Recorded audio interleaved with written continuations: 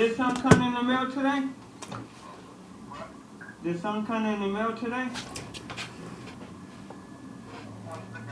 Oh, cause something came in the mail today. These nuts. Got him! Got him! Oh! Whoa! Whoa!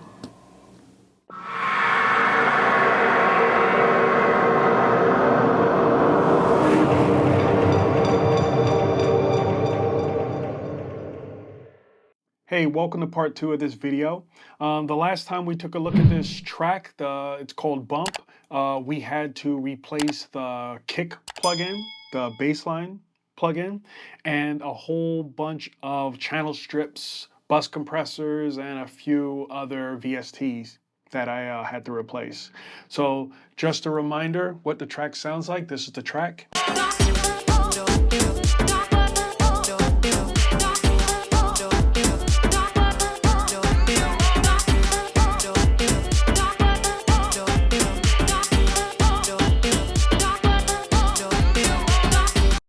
And this is what it sounds like today when I opened it.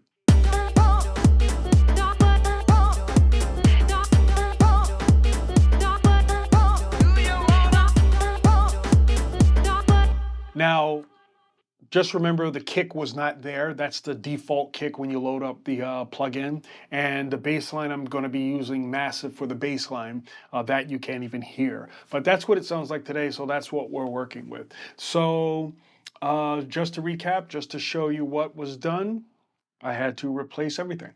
And I will go ahead and show it to you now.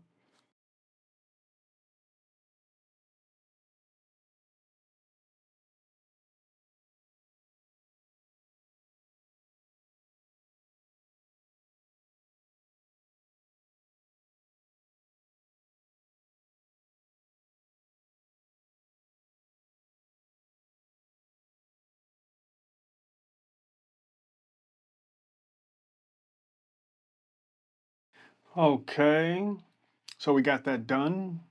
And what I ended up doing was going with SSL channel strip 2 instead of the 4KB. It just sounded right for this track. It sounded a little bit more smoother. Now I did need a little bit grit when it came to the drums. So what I did was I put in this plugin here. This is the RX 950. It kind of gives it an old school type of drum sound instead of it being too clean. Let's see what else we got. All right, so on the tracks, like I said, I ended up going with the SSL channel strip 2. And we went with the punch box instead of the Future Audio plugin that I was talking about. I'm still not convinced with the drums. I'm not the drums, the kick. I'm still not convinced with the kick. I created a kick. I'm not 100% happy with it. It sounds fine in the mix, but when it comes to the beginning of the track, and the drums in the beginning, I don't really like the way it sounds, so I might change that. But this is, like I said, this is just a rough mix right now, and we had to replace the kick and we had to replace the bass line. So I'll get to that in a second. So what do we have here? So like I said, I have the punch box, the SSL channel strip, and then we also use the X saturator, channel strip, X saturator, and this is on the snare, the hi-hats. Yeah, so basically all channel strips. And as far as the filter, the old filter that I used to have, I didn't even go trying to look for it and download it. I just loaded up the FabFilter Volcano 3. It's kind of doing what I want when I go to mixing, get back to mixing. If I don't like it, I'm going to go look for that other plugin filter. This is a cool filter, but the other one is a little bit. It kind of like does tricks. This one does tricks too, but the other one's a little bit easier to get it to do tricks. And you'll see when I play it in the track, I drop the filter down real quick, and it goes, and it almost sounds like a record stopping. This is kind of doing it, but the other one sounds really good. This one sounds okay, but we're gonna look at that. when I played a track. So like I said, channel strip 2.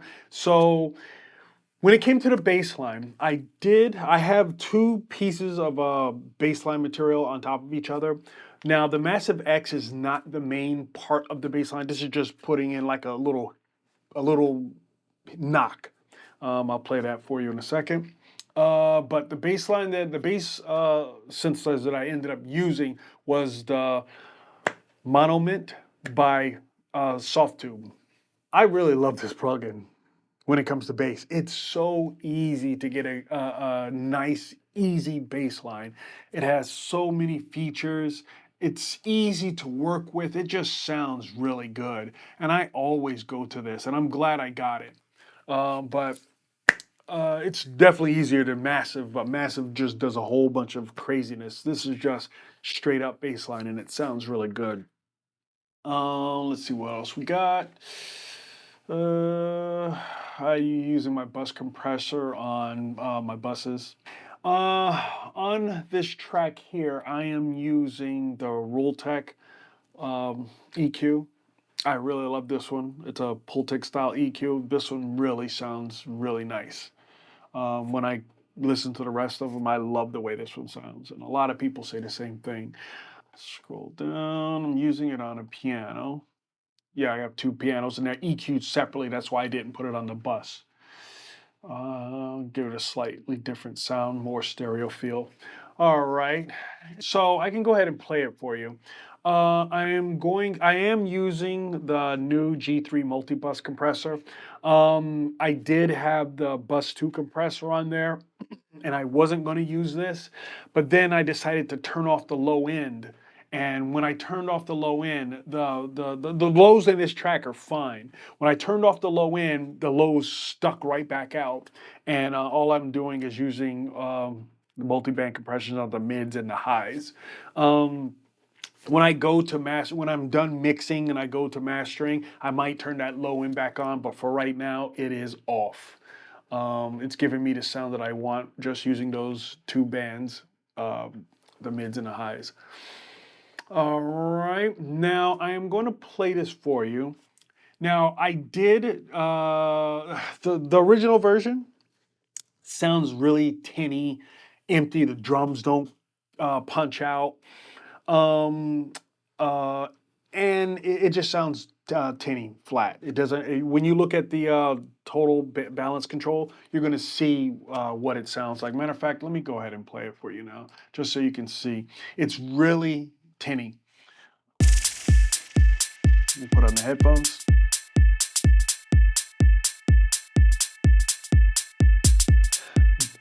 Now, what I do like about this is how fast everything is. It's just fast, super fast. When we switch over to the regular track, since I used a different bass line. The original bass line was just a boom, boom, boom, boom, boom. This new bass line is more like boom, boom, boom, boom, boom, and it makes the track sound sluggish, but it works better with all the instruments. Let me go ahead and show you. Yeah, so go ahead and look at the total balance control, and then you're going to see how everything is out of whack. Let me fast forward a little bit.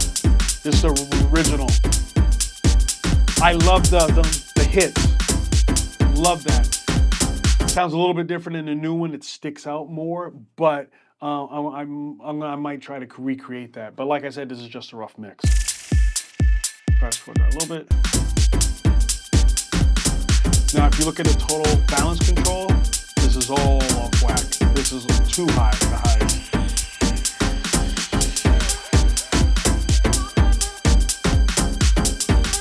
Now, if we switch over to the other version, like I said, the bass line makes it sound a little sluggish. It's the same BPM and everything, but everything sticks out more. That's the kick that I'm not 100% convinced with. But we'll see what happens after mastering and mixing down. Fast forward that a little bit. Whoops.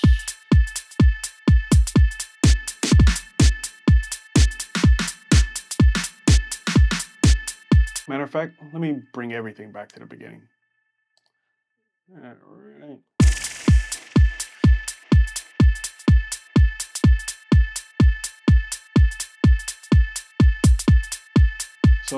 This is the updated one. This is the original. Highs are way too high. The snares are like way in the back. This is more up front.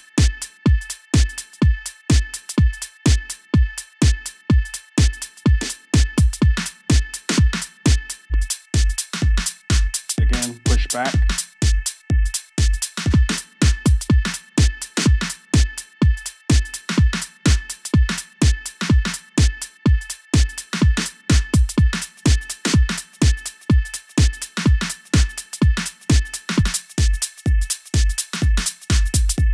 I love how fast everything sounds, but it just won't work in a club.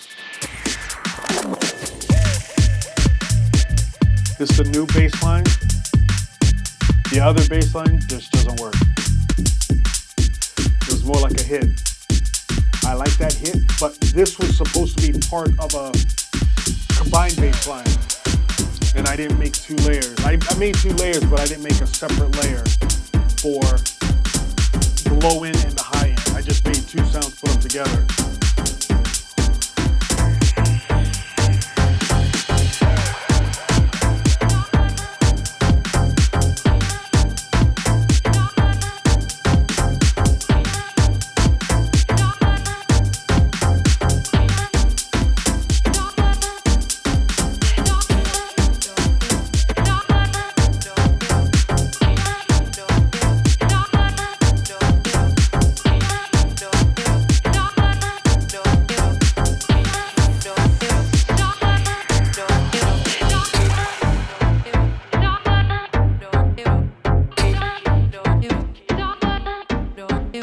Just plain.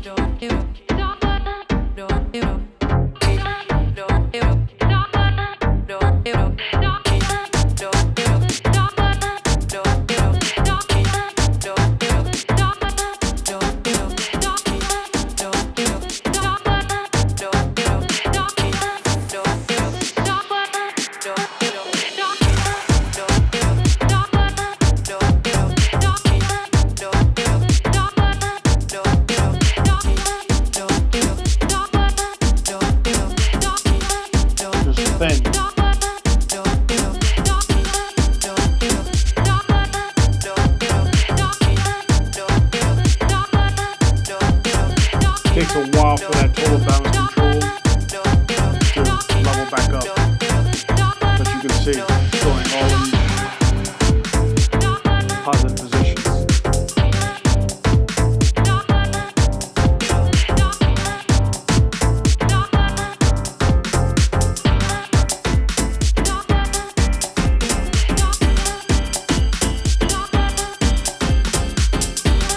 I love the way the pianos sound there.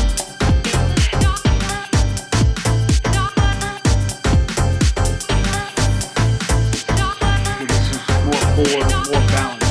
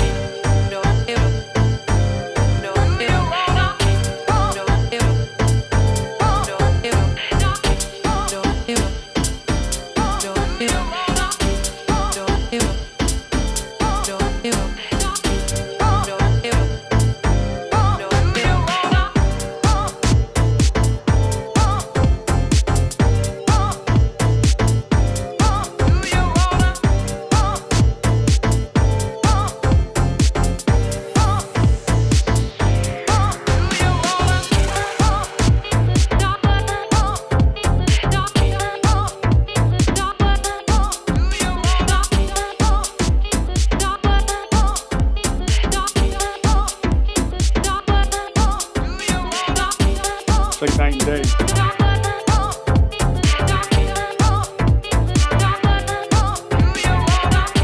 And this is not mixed.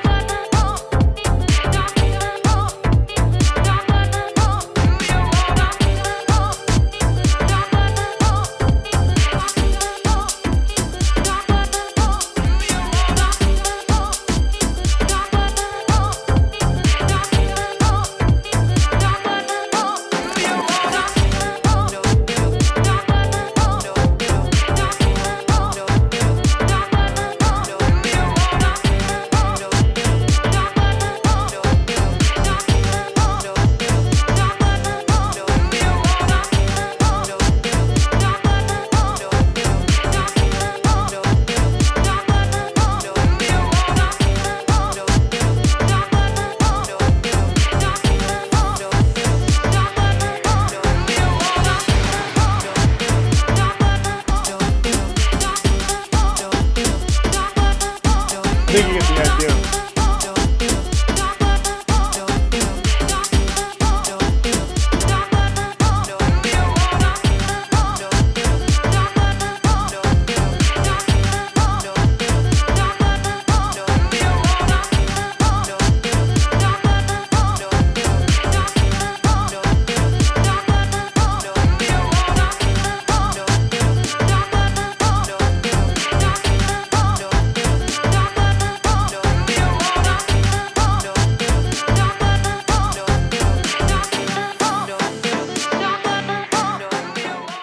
All right, I think you guys get the idea. It sounds way more fuller. Now, it's not just the equipment, it's also, since I created this track, different pair of headphones, different listening environment, different plugins.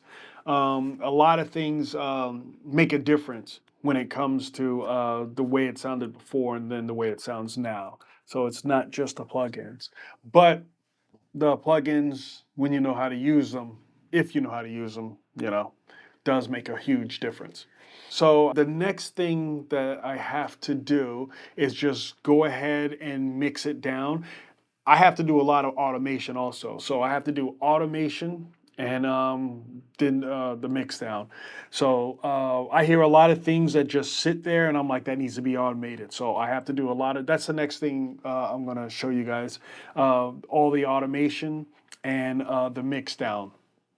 But other than that, that's the difference between before and after adding all the plugins. And somebody brought this up in one of the comments. These SSL controllers, sound does not run through them, but they come with plugins that emulate the SSL mixing board. I know a lot of you know this, but just in case some people don't know that, when you buy the UC1, it comes with 2 channel strips and something else. 2 channel strips. I gotta look it up. But this comes with 2 channel strips. It comes with the 9000 K channel strip, and it comes with a 4KB channel strip. When you buy the UF8, it comes with I'll put it down under the video of me mumbling over it. But it comes with a drum strip, and I don't remember the other plugin that it comes with. When you buy the UC1, it comes with a whole bunch of plugins, but as far as SSL plugins, it comes with, a lot of these comes with a whole bunch of plugins, but as far as SSL plugins, this one comes with the metering plugin, and I believe that's it on the the UC1. So when you buy these, you get plugins to make them make it sound the way it does. So just to put that out there. All right, other than that, I believe that is it. Check back with me for the next video. It's going to be the automation and mixing, the mixing of it. All right.